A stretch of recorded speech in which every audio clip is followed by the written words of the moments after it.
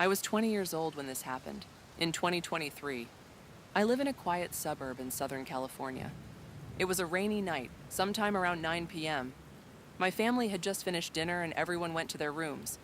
My parents' room is toward the back of the house facing the backyard, and my room faces the street. I have a large window right next to my bed, and that night I had it slightly open because I like the cool air when it rains. My two dogs were on my bed while I was sitting at my desk scrolling on Pinterest, trying to decide what I wanted to paint. That's when I heard it. Clear as day, I heard my mom's voice from outside my window say, "Bean, Bean." Bean is my dog's name. At first, I didn't think anything of it. I just assumed maybe my mom stepped outside for some reason. But then I paused. Our front door is old and heavy and loud. You can hear it open from anywhere in the house, and I never heard it open. I froze and listened again. Bean, Bean. It sounded exactly like her. Same tone, same cadence, not yelling, just casually calling him. My dog immediately reacted. He lifted his head and stared toward the window. His ears were perked up. He wasn't barking, just intensely focused. I felt this slow, sick feeling in my stomach. I called my mom. She answered from her room and said, "No, Mija, I'm in here with your stepdad." I asked if she went outside. She said no. While I was still on the phone with her, I heard it again. Bean, Beanie Weenie. That stopped my heart. Beanie Weenie was his nickname. And this time, it didn't sound exactly like my mom. It sounded like my sister. My mom and sister have similar voices, but slightly different tones. And somehow, whatever was outside sounded like both of them at different moments. My sister was at work that night. I checked her location. She was in the next town over. She didn't get off until 11. I slowly walked to my window and looked outside. There's a streetlight directly across from my house, so even though it was raining, the front yard was dimly lit. There was no one there, no car, no silhouette, no movement, just rain hitting the pavement. Behind me, my dog was still staring at the window, and it kept repeating his name, over and over, calm, patient, like it was trying to get him to come outside. At that point, I was panicking. My stepdad went outside and jokingly yelled, "Who's out here scaring my daughter and calling my dog?"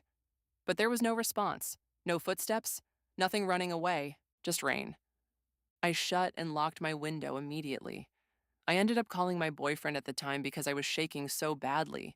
Even he, and he scares easily, didn't know what to say. Nothing else happened that night.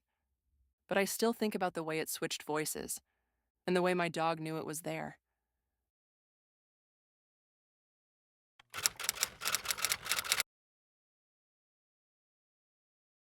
I was 18 years old when this happened. At the time, I was living at home with my parents, who had recently moved far out into the countryside.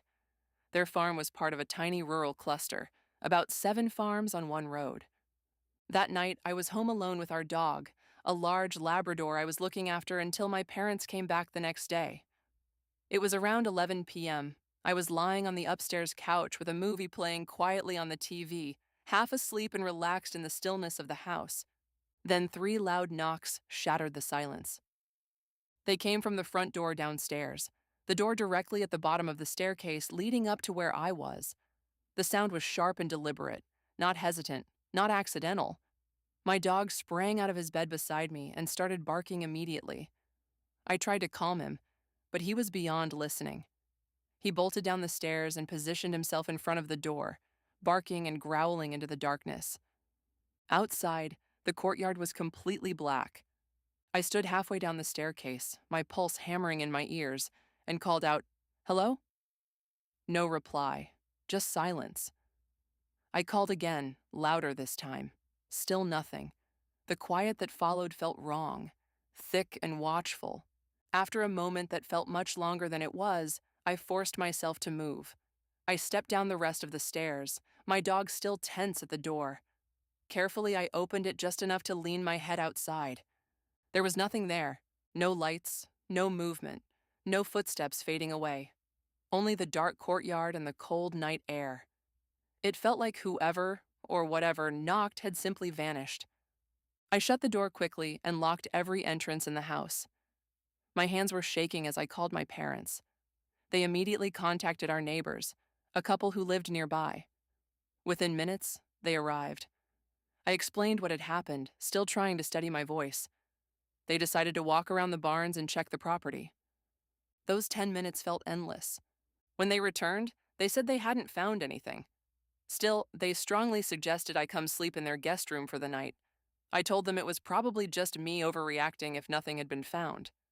But they kept insisting, more seriously than I expected, that it would be safer to come with them. I refused. I couldn't leave my dog alone. Before leaving, they told me to call immediately if anything else happened, no matter how small.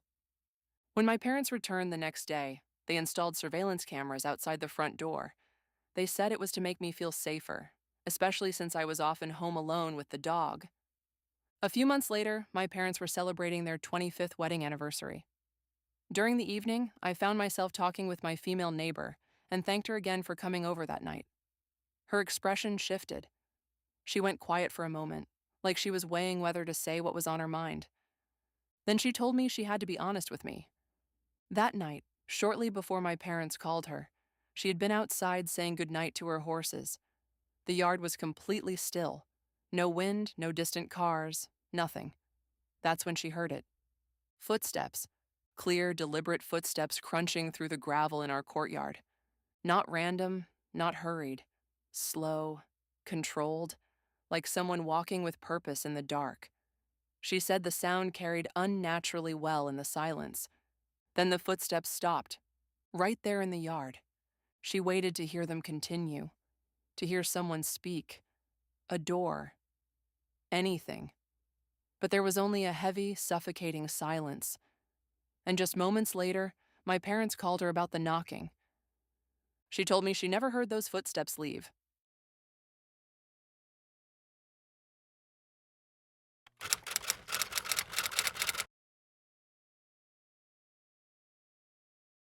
He was stuck in a mental institution as determined by law for my entire life. I was never allowed to visit him. Thus, I never really knew him as a person. I only ever heard the stories. Randomly attacking people, breaking objects, being a nuisance to society. What sent him away for good was when he ran over 13 people with his car. Most of them died. They think it was a significant cognitive illness onset by years of CTE from being in the military. I know better. I was given his watch at his funeral. I don't exactly know why my dad gave it to me. Guess he thought it would be a kind gesture. Its weight was light in my hand. Cheap. A simple automatic silver watch with beaten leather straps. It had something etched onto the back. A sigil, like in possession movies. 2 intersecting triangles, like a Star of David with the top pointing triangle corner replaced with a square. It was all surrounded with a circle, permanently entrenched upon the metal backing. Although I wasn't much of a watch guy, I wore it for the next few days after that. It felt nice having something with history with me at all times. One morning, when I woke up and checked the time, something changed. As I sat there, the tiny lines making up the numbers around the edges of the face began to move. I brought the watch close to my tired eyes. They moved quickly, reorganizing into the center of the watch to form words. Hold your breath. I was baffled. I thought I must have been dreaming. I didn't hold my breath. I just sat there and stared, dumbfounded. Suddenly, a sharp pain radiated through my wrist. It felt like I was being poked with a bunch of needles. I winced and gripped the area with my other hand.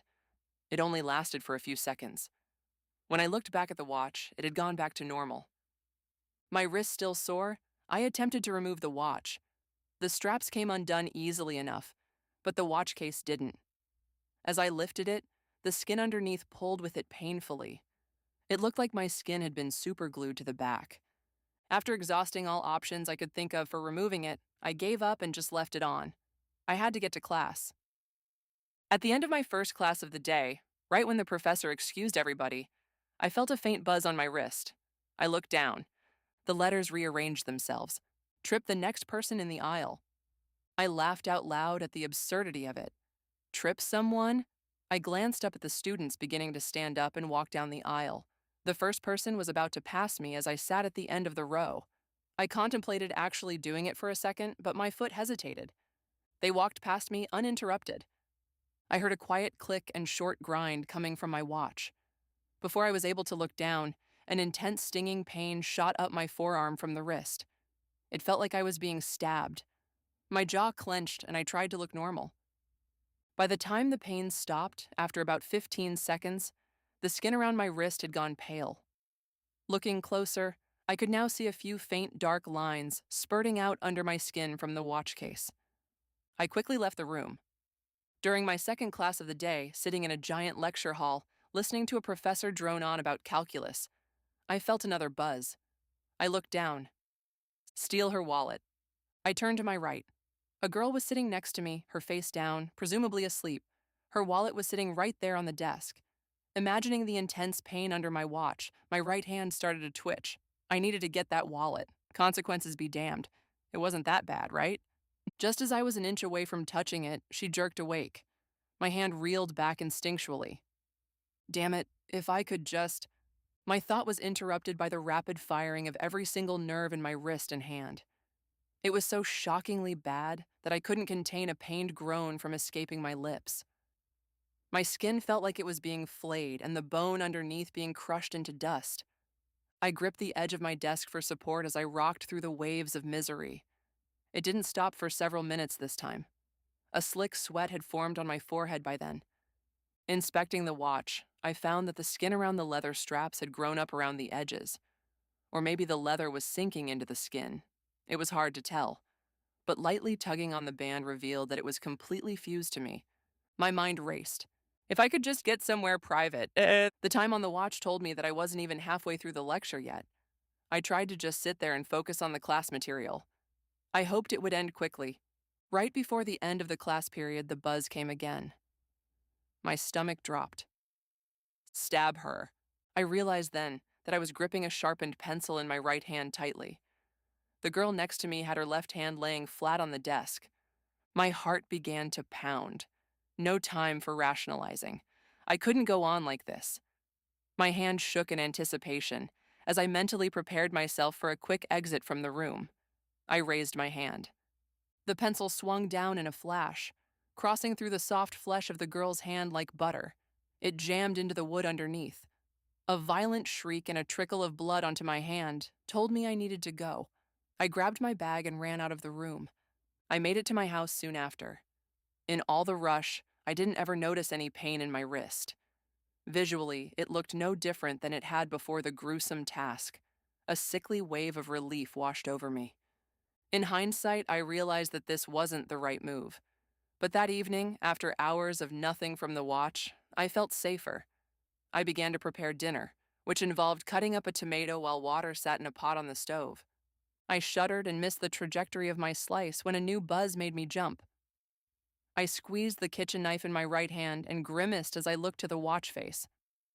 Cut off a finger. Adrenaline shot through my spine and I considered my options. As much as I didn't want to do it, I imagined the possible consequences.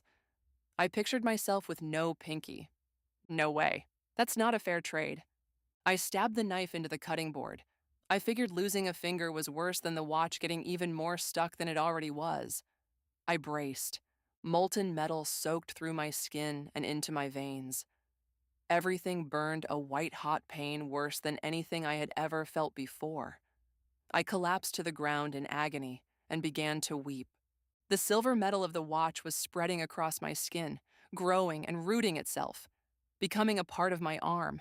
Mechanical groans and clicks and whirs rang in my ears. I screamed. My screaming alerted my roommate. He ran out into the kitchen to see what was wrong. He found me curled up on the tile floor, crying and gripping my wrist. I told him to get out, but he wouldn't listen. After a half hour, the pain gradually subsided. He refused to leave my side, not wanting to leave me alone since I wouldn't let him call an ambulance. I could tell that the sight of my arm left him terrified. Bzzzt. My teeth would have shattered if I clenched my jaw any tighter when I felt it. I glanced at my spasming mechanical arm. Throw boiling water at him. I had no qualms about it. I couldn't think of a better solution. I wouldn't let this progress any further. I threw my roommate's arm off my shoulder and I rose to my feet without a word. I walked to the large pot of water, now boiling violently. With no hesitation, I gripped one of the handles with my right hand and flung it at him haphazardly. The water flew across the room in a steaming arch, reaching him before he could move. The boiling water splashed across his face, chest, arms, everything, soaking into his clothes. He shrieked in a way that shook me to my core. A cloud of steam formed around him as his skin turned red, then darker, then it began to fizzle and pop and crack. The air reeked of burnt meat and hair. Visions of my grandfather crossed my mind. The stories, the 13 people, the girl's hand. The man sprawled out on the floor in front of me. How many more people? I knew then that it would be until I died. I'd be just like my grandfather. I looked down as my wrist buzzed once again. Kill him. No. I turned around and raced to the cutting board. I shoved a dish towel into my mouth. I grabbed the kitchen knife, my knuckles white. I threw my heavy mechanical arm onto the board, slamming with immense weight. I followed the metal to its end, right about halfway up my forearm. Before I could stop myself, I thrust the knife into the soft, pale flesh. It sunk in easily, the pain less intense than that of the watch. Blood quickly began to flood from the growing wound as I sawed away. I struggled to break through the bone, hard and slippery in the bleeding mess. Pressing all my weight into it, I heard 2 sick, wet snapping sounds. My head grew dizzy. The world spun. Eventually, the last bit of flesh separated under the blade, and I heard the familiar chop of the knife against the board. I backed away from the counter, and my left arm didn't follow. The part metal, part flesh contraption lay dead in a pool of blood. I took all the dish towels in the room and tightened them over my bleeding stump. I tripped over my roommate's charred, barely breathing body as I ran to the phone. I'm writing this out from a hospital bed. It's been a couple of days. I'm stable now. I think they are going to have psych people coming in to see me soon. So I'm preparing my story. Whether or not they believe it, I know the truth about my grandfather. Don't repeat the same mistakes that your family's made. It's not worth it.